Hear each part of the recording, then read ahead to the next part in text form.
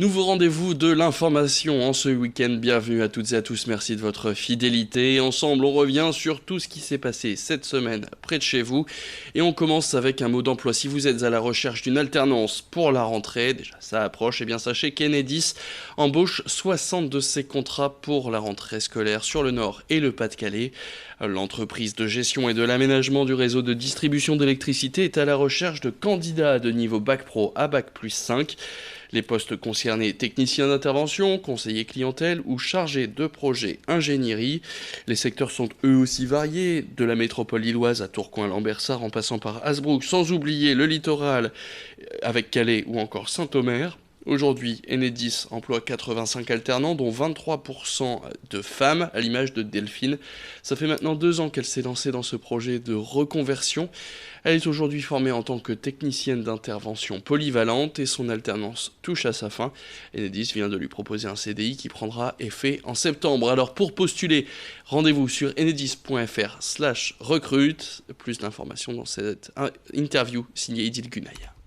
Ce sont des interventions sur des réseaux haute tension que l'on appelle catégorie A, donc je vais préciser ce que ça veut dire. Donc juste en précisant donc les niveaux de tension, c'est 10 000 volts, 15 000 volts et 20 000 volts. Donc vous voyez, c'est des niveaux de tension particulièrement élevés en faisant référence donc à la tension dite basse tension qui est de 230 volts, comme on peut l'avoir tout à chacun chez soi.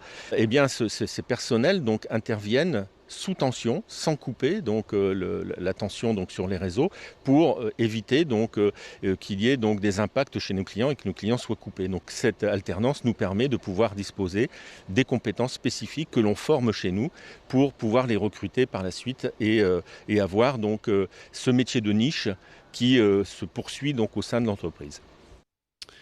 À Lille, près du CHR, il existe depuis de longues années maintenant la maison familiale hospitalière qui a pour but d'accueillir les familles de patients hospitalisés dans la métropole afin d'éviter l'éloignement avec son enfant ou son conjoint malade. Créée il y a 50 ans, elle est située près du métro Oscar-Lambret et propose donc un hébergement en demi-pension. Mais cette maison peut aussi accueillir des patients en soins ambulatoires qui résident loin de l'hôpital. Alors dans ce logement, il y a des chambres individuelles, en duo ou communicantes, et il n'y a pas de télévision dans les chambres, un choix de l'équipe pour pousser les gens à rentrer en contact entre eux. Ces chambres sont proposées à 62 € la demi-pension, et l'assurance maladie peut prendre jusqu'à 75% de ce montant. L'association est aujourd'hui en déficit de 50 000 €, une situation préoccupante mais pas catastrophique comme a pu l'expliquer Bernard Delcambre, le président de la maison familiale hospitalière de Lille, au micro de Lucille Berthe-Constant. Lille a été la première créée il y a 50 ans, mais bien évidemment, et fort heureusement, il y en a dans pratiquement toutes les villes où il y a un gros centre hospitalier, notamment où il y a un CHU, et il y a au moins une quarantaine de maisons comparables à la nôtre. Tout est important, la proximité par rapport aux hôpitaux, le confort qu'on apporte et l'accompagnement solidaire en quelque sorte qu'on essaie de procurer. Une idée sortie dans la région maintenant, il est labellisé Grand Site de France pour la richesse et la beauté de ses paysages. C'est le site des Deux Caps et il vaut le détour chaque année. 2 millions de touristes viennent s'y promener. Et pour mieux le découvrir, eh bien, il existe depuis 2014 à Audingan la maison des Deux Caps. Elle propose des balades à pied ou à vélo. En tout, il y a près d'une vingtaine de sentiers présents pour découvrir la richesse de ce site. Ça va du petit chemin au départ du Cap Blanc-Nez pour tout public, jusqu'au sentier pour randonneurs d'une vingtaine de kilomètres, sans oublier le fameux GR120, qu'on appelle aussi sentier du littoral qui longe toute la côte. Vous avez aussi possibilité de louer des vélos classiques ou à assistance électrique. Découvrez les coups de cœur de Séverine Bastien, responsable animation et promotion à la Maison des Deux Caps, au micro de Louis Caillé. Pour les vrais randonneurs, on a quand même la chance d'avoir le GR du littoral, le GR 120 qui parcourt du nord au sud le grand site de France, où les gens qui ont l'habitude de randonner peuvent se balader, se promener là-dessus. Ils partent du parking de Sangatte par exemple pour arriver à Wimereux, et puis ils peuvent trouver un petit hébergement sur le secteur d'Audingan pour faire la découverte du littoral, de la côte d'Opale, du grand site de France en 2 jours par exemple. Le petit plus, c'est qu'on peut partir à pied et revenir en bus. Comme ça, on laisse sa voiture soit au nord sur Sangatte, soit au sud sur Wimereux. Et on revient avec le bus qui traverse le grand site également. Donc comme ça, on est complètement sans la voiture. Et là, c'est vraiment une randonnée au top. Et on connaît le nom des meilleures bières cette année au monde. Les World Beer Awards ont rendu leur verdict. Plusieurs brasseries de la région ont été récompensées à l'image de la brasserie Anno Stocqué ou de la Moulin d'Ascq. Cette dernière est même nommée 3 fois dans des catégories différentes, avec même une médaille d'or pour leur bière blanche, une d'argent pour leur blonde et une de bronze pour l'IPA. Une bien belle victoire et une progression pour cette brasserie bio-nordiste qui peut célébrer leur première médaille d'or. D'autant que le marché de la bière a tendance à baisser en termes de volume consommé, une baisse d'1 à 2% chaque année, mais en parallèle, la consommation de bière artisanale est, elle, en progression. Une situation que la brasserie Moulin d'Ascq compare à celle du vin il y a 15 ans, à savoir une consommation moins importante, mais de meilleure qualité. Écoutez Mathieu Lepoutre, co-gérant et fondateur de la brasserie Moulin d'Ascq, avec Lucilbert Constant.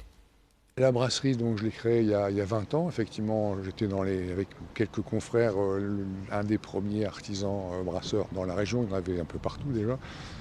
Ça s'est accéléré en termes de production et de projet de brasserie dans les 5 dernières années, de manière assez exponentielle. Ça veut dire qu'il y a un vrai marché derrière dynamique, qu'il y a une vraie demande. Donc aujourd'hui, tous ceux qui se lancent trouvent, je pense, des consommateurs pour acheter leurs produits. On sait qu'aux États-Unis, la bière artisanale, ça représente 15% du marché global et que ça plafonne à 15%. En France, on a atteint 7-8%. C'est-à-dire que si on se cale sur le modèle américain, on a encore un peu une marge de progression de 7 à 15%, qui laisse penser qu'il y a encore de la place pour les futures brasseries qui vont se créer. Et l'abus d'alcool est dangereux pour la santé, à consommer avec modération. Du sport pour se quitter avec l'aérodrome de Bonduc qui a vu l'équipe de France de vol relatif s'entraîner avant la Coupe du Monde qui a lieu aux États-Unis en octobre, ainsi qu'avant les championnats du monde qui sont eux organisés en 2020 du côté de la Russie. Alors le vol relatif, eh bien, c'est la discipline la plus pratiquée dans le monde du parachutisme. Elle s'effectue en chute libre et consiste à effectuer le plus de figures planifiées en groupe. L'épreuve se joue en 50 secondes et une figure équivaut à 1 point, le but étant de cumuler le plus de points au final. L'équipe de France de vol relatif à 8, elle est mixte, puisque composée de 4 hommes et de 4 femmes, c'est une première, et leur challenge il est de taille, puisqu'ils vont affronter des équipes professionnelles redoutables, à l'image de celles des États-Unis. En attendant, ils poursuivent leur entraînement une dizaine de jours tous les mois, et plusieurs sauts par jour. Idil Gunay était sur place pour nous. L'équipe de France a gagné 3 fois à 8 déjà. C'est une discipline qui est quand même dominée par les Américains. Ils s'appellent les Golden Knights, c'est l'armée américaine. Donc ce sont vraiment des gens qui sont professionnels, qui s'entraînent à temps plein. Et nous, on a gagné en 2006, en 2008 et en 2010. Voilà, on est sur le podium mondial. On a gagné on va dire que 3 fois. Hein. Mais là, notre objectif pour la Coupe du Monde, c'est un podium. Et notre objectif pour le championnat du monde, c'est d'être à la bagarre pour la première place. Après, une fois qu'on est à la bagarre, on gagne, on perd. C'est le sport de haut niveau. Hein. Mais être à la bagarre, c'est déjà le réel objectif.